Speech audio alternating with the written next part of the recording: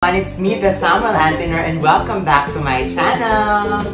And so for today's episode, we'll be doing another food vlog featuring isa sa mga pinaka-favorite at trending nitong quarantine. At yan nga, walang iba kundi ang baked sushi. Ayan siya! So for today, I just really wanted to talk about this product. Ano ba siya? Anong lasa niya? Paano ba siya ginawa? And saan siya mabibili? So, napakadami. Dun sa last question ko na saan siya mabibili. It's all around, the metro. Punta ka lang sa Instagram, punta ka sa Facebook, type mo lang baked sushi. Sobrang daming stores out there. However, nabalitaan ko, hindi lahat ganun kasarap. Because actually, this is my second time to try this. And sabi ng isang friend ko, dun sa napag-orderan niya, hindi masyadong masarap. Huwag natin pangalanan. Pero ako, this is my second time. I bought this from my friend, Jenny. So, mamaya ilalagay ko ang contact details niya sa baba. Yung first time ko kasi actually, I bought it from this store na nakita ko sa Instagram. It's called Hungry Easy.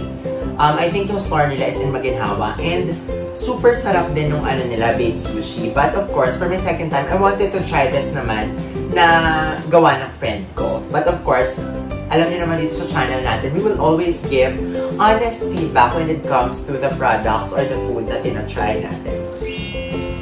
So yung tinry ko no first time, I think is baked salmon, silent L. And so, ito naman, this one is baked kani naman. So first time ko makakatikim ng baked sushi na baked na kani ang flavor. Ayan. So pakita muna natin kung ano bang itsura niya. Ayan siya sa taas. Pag unang tingin mukha siyang lasagna, pero pag tinignan yung malapit, kani talaga siya. And so, actually, sabi ng isa kong friend, madali lang daw itong gawin. Dahil dyan, sinend niya sa akin yung recipe, which I will share to you guys kasi baka gusto nyo i-try sa bahay itong baked sushi. So, madali lang. All you need to do is mix Japanese mayo, cream cheese, and a bit of soy sauce, and then sliced kani. Tapos, tansya-tansya lang daw siya sa isang bowl, kaya wala siyang measurement ng mayo tsaka ng cream cheese. Better daw if you have sliced mango or kung meron ka na ring sushi na in-order, pwede din. Gagawin mo lang, add the layer. So, first, rice. Tapos sa taas ng rice, yung sushi. Tapos sa taas ng sushi, yung mango. Tapos on top, you will put yung ginawa mong mixture. And pwede mong sprinkle yung nori sa taas. And then, you need to bake that for 10 minutes. And you already have your baked sushi. But of course, alam niyo naman, taga-kain lang tayo, hindi tayo marunong magluto, kaya o-order na lang tayo. And isa pa, support natin ng mga SME. Wow, makaisip lang ng dahilan para umorder sa Instagram. Anyway, tikman na natin siya. So, may kasama siyang nori sheets. Tama ba? Nori sheets ba tawag dito? Basta nori, may kasama siyang nori. Ayan. May nagugas ako ng kamay. Tapos, ilalagay mo siya. So, ayan yung loob niya, guys. O, diba? Oh my gosh, ang sarap. Sobrang nakakatakam. So, sa taas cheese, tapos kani, tapos mango, tapos sa ilalim rice na may kahalong corn. Tapos lalagyan mo siya dun sa sushi. I mean, dun sa nori. Siyang ganyan. Napaka-generous nung ingredients itong gawa ng friend ko. As in, busog na busog sa loob. I love it.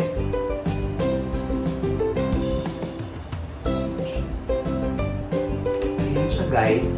Sobrang diba? Busog na busog. Talagang hindi tinipid. Tapos, susubo mo na siya.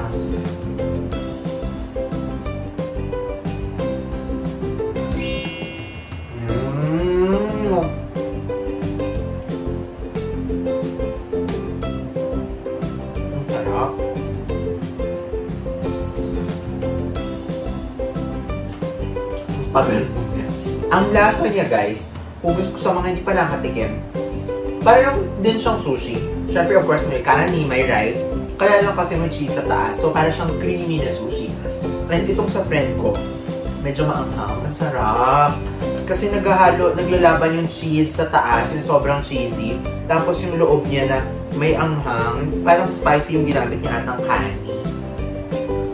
Ayan siya. So, ginagawa ko, kasi Kasi nga medyo madaming cheese sa taas. Kinukuha ko yung cheese sa taas. Tapos lalagay ko ganyan. Tapos may mango. Tapos sa ilalim may mga corn.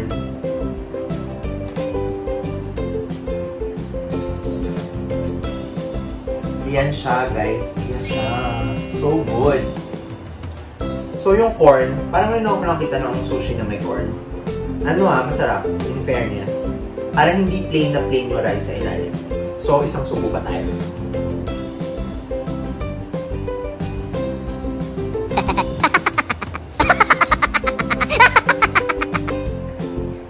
Ang sarap niya talaga, guys.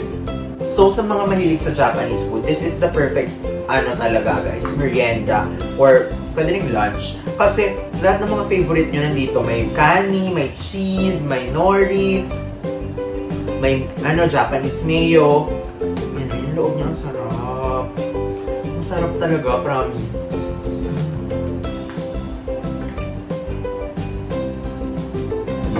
I want to show you guys yung itsura sa loob. Ayan. Ayan siya. So, sa mga gustong umorder ng baked sushi, I'll put in the details below nung pinag-orderan ko nito. So, thank you so much sa aking friend na si Jenny for baking this one.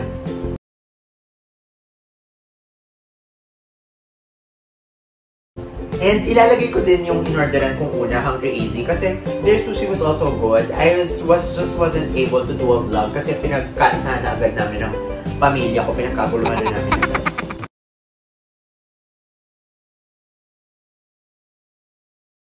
Jenny lives around Cainta, pero dito lang sa near part. So yung mga malapit doon, I suggest you order from her because her sushi is really, really good. And sa mga QC area, Maginhawa area naman, mas malapit kayo dun sa Hungry Easy. And both are really good.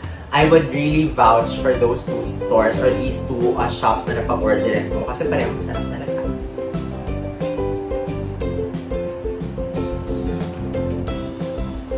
Sarap. Wait lang, yung ilalim niya, may mga salmon bits din pala. May salmon din. Ayan, nakikita ko yung salmon eh. Ah! So, hindi talaga nito sarap ng salmon. Sa mga gustong gumawa, sinabi ko naman sa inyo, madali lang siya. Pag mix-mix nyo lang, tapos pagpapatong-patong, tapos bibake nyo na. It's as easy as that. So kung gusto nyo naman i-try, mag-experiment kayo on your own, baka may gusto kayong ilagay na ibang layer, go lang. Wala naman, marami tayong time these days, diba? Pero ako, order na lang. Ang sarap.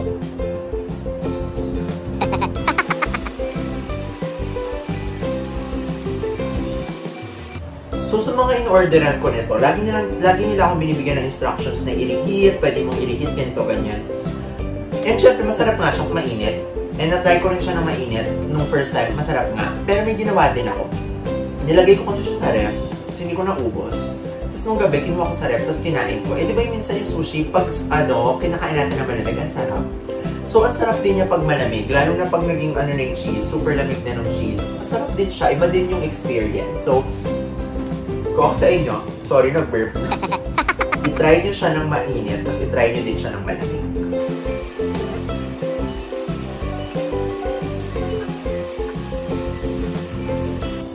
Actually, ang daming mga trending ngayon na food.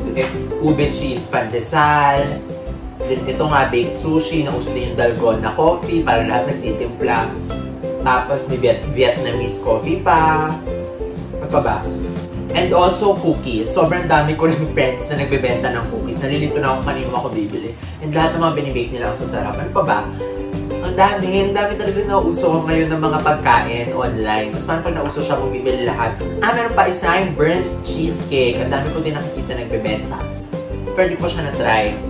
So guys, kung meron kayong mai-recommend sa akin, kung gusto nyong gawa natin ng taste test, at tikman natin dito sa ating channel, ilagay nyo lang below.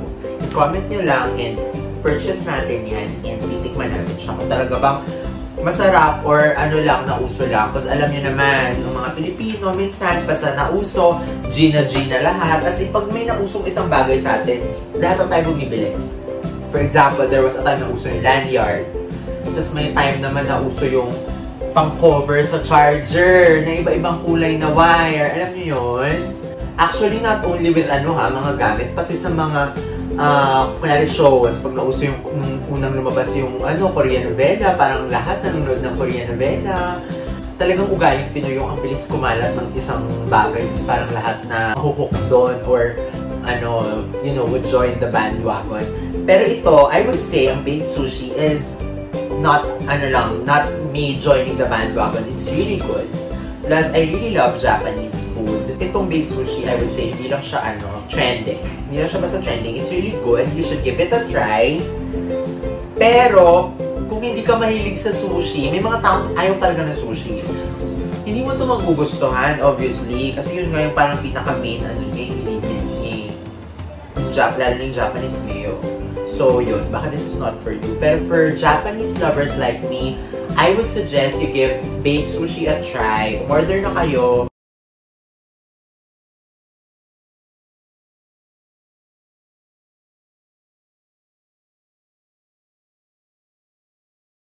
Nagbigay na ako ng mga suggestion ng stores, pero ang dami pa, sobrang dami online. Baka meron din kayo mga friends na nagbibenta. Support your friends muna, of course.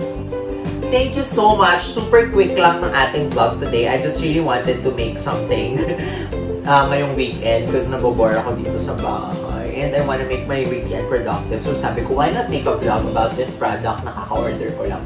So yun lang guys. Thank you so much for watching. I hope natakam ko kayo ulit with my food vlog. And I hope you guys can subscribe to my channel. Just click on the subscribe button below. Please, guys. Lalo ni mga friends ko, mag-subscribe naman kayo. Mga tunay na kaibigan. Char! Thank you for watching. Bye! Stay safe!